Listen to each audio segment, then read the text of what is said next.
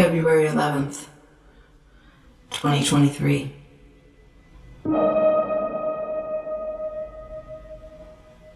Last night there was a party for a young artist uptown. I didn't really want to go because I'd seen the work and wasn't crazy about it. But I knew Claudine would be there, and I hadn't seen her since she'd moved back from Berlin. I was glad I went. It had been gray all day. It rained. Everyone who came into the gallery that day had tracked water around, which made perfect sense of the show because one of the main themes is transience, and I always think of water as a transient substance. The sky had cleared by the time I left, and I decided to walk to the party from the gallery, because when I got outside, the air had a magic twinge in it, that rare thing in the city where you need to be moving, and it feels electric, and your mind is talking to you in this perfect way, and it feels so good to be walking and looking around like nobody can see you. It reminded me of a dream I used to have when I was little. Like nobody can see you. It reminded me of a dream I used to have when I was little. February 11th. Charlotte came home from school with a scratch across her forehead. She wouldn't tell me how it had happened until I swore to her I'd keep it a secret. It made me nervous, but it wasn't a deep scratch. I only noticed it when I was brushing her hair. But she seemed really private about it, like it had been the mark in some secret ritual she'd been a part of. Sometimes watching her grow up makes me feel like I'm floating in outer space. Like this is her world and I'm just visiting. When she tells me what she's learned about her life, I'm really taken aback sometimes. Like the first time you hear a friend speak in a different language, their native language, a language you don't know. February 11th. When I was little, I had dreams about flying through the city at night while my parents were asleep. I looked up what it means. It means freedom of constraints or limitations in waking life. In the dream, I was flying up First Avenue, looking through all the high-up windows. Most people were asleep inside their apartments or watching television or playing board games. And there were a lot of yellow cabs on the street. I felt perfectly safe flying. I could look up at the clear black sky and feel like I could fly forever. List of constraints. Maybe it'll help.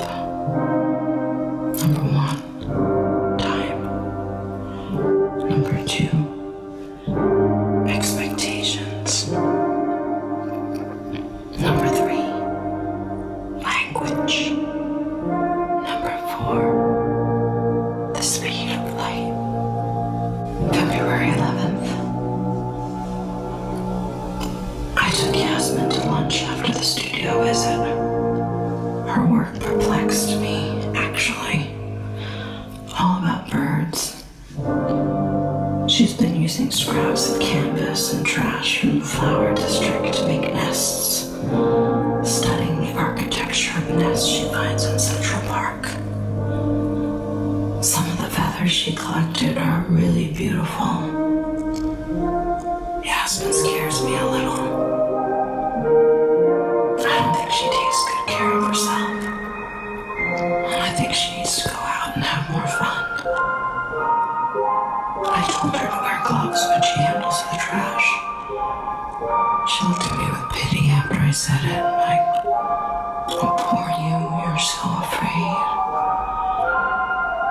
It made me kind of angry. The way I get angry at a great work of art for making me feel small.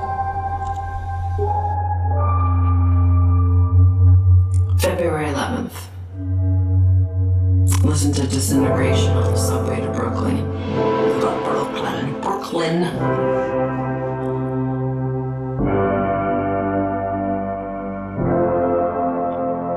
February 11th. Listen to Disintegration on the subway to Brooklyn. Thinking about my old angst. The duty of youth was to challenge corruption. That's what it used to be.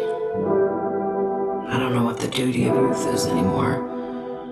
It's so overwhelming and enormous, and it's also so banal. Maybe ideology is a luxury. Maybe you need to divorce yourself from society to live ideologically. I don't know how else to challenge corruption than to just opt out.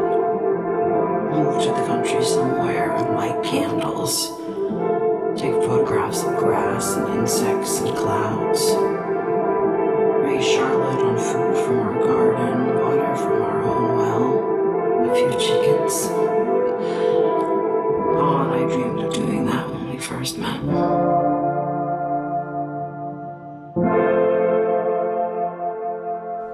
February 11th. Today at work, someone came in off the street and asked for a recommendation for a quiet place to sit and read. I couldn't think of anywhere. Not one place in the neighborhood. He looked at the art for a while, and then he went back out into the rain. I went into my office and shut the door and read a book. I didn't check my email or answer the phone.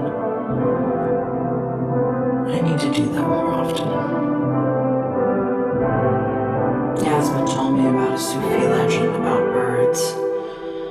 I tried retelling it to Charlotte at bedtime, but I'm sure I got it wrong. In the story, every bird represents a human fault. And there are 1,000 birds. The birds decide to go off in search of their leader. They have to cross 7 valleys to find her. Love, knowledge, detachment, unity, wonderment, annihilation, or something else. And when they realize there's this different way ahead, when they realize there's this difficult way ahead, most of them make up an excuse and go home. The nightingale, the parrot, the peacock, they almost all quit. In the end, only 30 birds make it. When they get to where they're going, they find a lake and look down and see themselves in the reflection. And they realize that they're their own leader. Together, they've been guiding themselves. I don't know. Yasmin didn't go on to explain what it meant to her. I don't feel like I'm looking for a leader. I know what my leader is. It's gravity. It's the weight of my life keeping me on the ground.